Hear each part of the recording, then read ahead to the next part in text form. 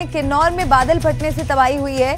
किन्नौर में 3 नालों में उफान आ गया है। पानी के तेज बहाव में कई गाड़ियां बह गई हैं। तो यहां पर देखिए किस तरह से कुदरत का कहर बरप रहा है। किन्नौर में बादल फटा है और काफी नुकसान यहां पर हुआ है। बादल फटने से तबाही की जो तस्वीरें हैं वो अब सामने आ रही हैं। किन्नौर में 3 नालों में उफान आया है। ये बड़ी खबर इस वक्त की आपको दिखा रहे हैं। 2 तस्वीरें आप देखिए। किन्नौर में बादल फटने से तबाही, शिमला में लैंडस्लाइड की वजह से हाईवे बंद कर दिया गया है। तो हिमाचल प्रदेश में लगातार इस तरह की आपदाओं की तस्वीरें, खबरें सामने आ रही हैं। भारी बारिश, लैंडस्लाइड की वजह से हालात बिगड़ते चले जा रहे हैं। काफ़ी नुकसान यहाँ पर हो चुका है। किन्नौर में अब बादल फटने की ये खबर सामने आई है, जिसके बाद तबाही ही तबाही नजर आ रही है। और अब बात उत्तराखंड की करते हैं। उत्तराखंड के चमोली से ये बहुत बड़ी खबर मिल रही है। 16 घंटे बाद मलबे से जिंदा निकला एक शख्स। राहत और बचाव कार्य में जुटी टीम ने बचाया है। लगातार चले रेस्क्यू ऑपरेशन के बाद ये सफलता हासिल हुई है। मलबे में लगातार यहां पर जिंदगियों की तलाश जारी थी और कुंवर सिंह का आधा शरीर मलबे में दबा हुआ था। चेहरे पर भी मिट्टी जमा थी, लेकिन रोशनदान से उन्हें सांस लेने में मदद मिलती रही। कुंवर सिंह को तुरंत अस्पताल ले जाया गया। इस तरह से देखिए जो भीषण तबाही बची है, उस बीच जिंदगी की भी ये कुछ तस्वीरें सामने आई हैं। राहत बचाव का जब कार्य होता है उसमें कई कठिनाइयां, कई चुनौतियां आती हैं। ऐसे में 16 घंटे के बाद मलबे से एक शख्स जिंदा निकला है और इन तस्वीरों को हर किसी ने चौंका दिया है। उत्तराखंड के चमोली से एक और बड़ी खबर आपको बता दें। 16 घंटे बाद मलबे से जिंदा निकला है एक शव। राहत और बचाव का काम लगातार चल रहा है और मॉनसून किस तरह से जो है हालात बिगाड़ रहा है अलग अलग राज्यों में, उसकी तस्वीरें भी हम आपको दिखा रहे हैं। लगातार चले रेस्क्यू ऑपरेशन के बाद सफलता मिली। मलबे में तलाश करती हुई टीम को एक कमरे के पास वो पहुंचे जहां कुंवर सिंह का आधा शरीर मलबे में दबा हुआ था। चेहरे पर भी मिट्टी थी। एक रिपोर्ट दिखाते हैं आपको इससे जुड़ी।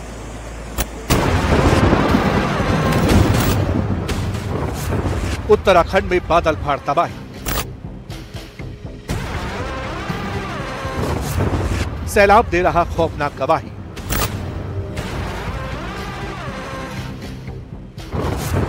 कुदरत के कहर की आगे बेबस इंसान।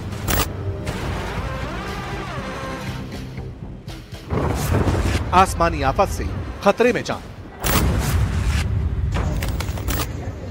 मलबे का ढेर, टूटे हुए पेड़, बड़े बड़े पत्थर और लापता लोग। ये खौफनाक तस्वीरें हैं देवभूमि उत्तराखंड के चमोली की, जहां 2 गांवों में बादल फटने के बाद मंजर कुछ इस तरह का है। पानी का सैलाब आया और सब कुछ बहा कर ले गया।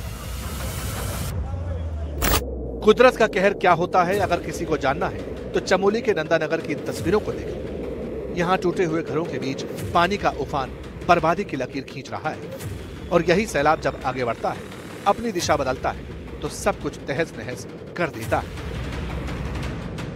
इस समय हम नंदानगर के उस क्षेत्र में है जहां देर रात लगभग 1:30 बजे बादल फटने की घटना हुई और उसके बाद आप लोग देख सकते हैं ये पूरा जो पहाड़ है यहाँ से वो बादल फटा है और इस बादल फटने के बाद जो मलबा था वो पूरे लोगों के घरों में आ गया। और आप देख सकते हैं जहाँ पे लोग खड़े हैं ये मलबे का ढेर नहीं हुआ करता था, यहाँ पे लोगों के घर हुआ करते थे और जब मलबा आया तो पूरे जो घर हैं वो मलबे में तब्दील हो गए। आप देख सकते हैं कि जब यहाँ पे अभी तक पूरे क्षेत्र में 8 लोग लापता बताए जा रहे हैं। आप इस तरफ देख सकते हैं कि NDRF, SDRF, लोकल जो लोग हैं वो लगातार यहाँ पे रेस्क्यू और बचाव कार्य में जुटे हुए हैं और लोगों को खोजने का काम कर रहे हैं। हाँ, अभी तक एक शव यहाँ पे बरामद हो चुका है जो स्थानीय लोगों ने देखा और उस शव यहाँ पे रखा गया है। और क्योंकि नंदप्रयाग से नंदानगर तक का जो सड़क मार्ग है वो पूरी तरह से क्षतिग्रस्त हुआ है।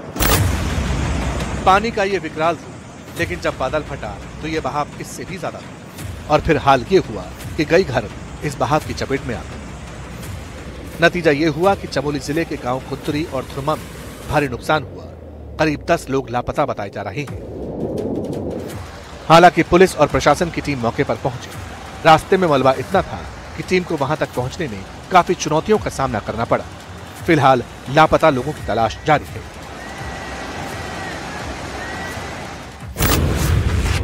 एक तरफ बादल फाड़ तबाही हुई तो दूसरी तरफ उत्तराखंड के कई हिस्सों में भूस्खलन ने लोगों की टेंशन बढ़ा दी। इसी बीच बद्रीनाथ नेशनल हाईवे पर लैंडस्लाइड हुआ। इसमें बीजेपी सांसद अनिल बलूनी बाल बाल बची। दरअसल बलूनी लैंडस्लाइड पीड़ितों से मिलने पहुंचे थे, तभी उन्होंने रास्ते में भूस्खलन होता देखा तो वहीं रुक गए। अपनी गाड़ी से उतरकर वो बाकी लोगों को पीछे आने को कह रहे थे, तभी इतनी तेजी से पहाड़ भरभरा कर गिरा कि बलूनी भी घबरा गए और तेजी से पीछे की ओर भागे। इससे पहले भी 15-16 सितंबर की रात को देहरादून के पास खूब तबाही मची थी। सहस्त्रधारा में बादल फटने और लगातार बारिश की वजह से तमसा, चंद्रभागा समेत दूसरी नदियों ने विकराल रूप धारण कर लिया था। सहस्त्रधारा से लेकर टपकेश्वर मंदिर तक सैलाब ने खूब तबाही मचाई थी। हालांकि इस पूरे इलाके में फिलहाल थोड़ी शांति है, लेकिन आसपास की तस्वीरें ये दिखाने को काफी है कि घर, दुकानों को कितना नुकसान हुआ और इसकी वजह से कई लोगों का धंधा भी चौपट हो चुका है।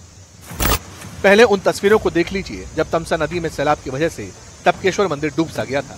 ये तस्वीरें 16 तारीख की हैं, जब हनुमान जी की मूर्ति का बड़ा हिस्सा पानी में डूब गया था। टपकेश्वर महादेव मंदिर परिसर भी पूरी तरह डूबा हुआ था। अब जरा इन तस्वीरों पर नजर डालिए। ये तस्वीरें गुरुवार 18 सितंबर की। मंदिर में पानी कम हो चुका है। तमसा नदी में भी पानी का फ्लो कम है, लेकिन मंदिर के चारों ओर बाढ़ के निशान अब भी नजर आ रहे हैं।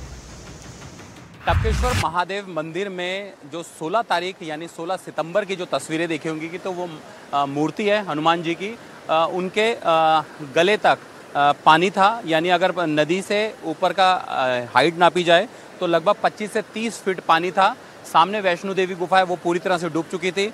यहाँ सरस्वती मंदिर है, संतोषी माता मंदिर है, ये भी डूब चुका था। और इस वक्त टपकेश्वर महादेव मंदिर में जो तमसा नदी है वो अभी, हालांकि पानी उसमें बहुत कम है, लेकिन 16 सितंबर को जिस तरीके से इस नदी में उफान आया, जिस तरीके से बहाव था, उसने यहाँ पे सब कुछ बर्बाद किया। सामने एक पुल था, वो भी इस नदी ने उसको उड़ा दिया है, यानी वो टूट चुका है।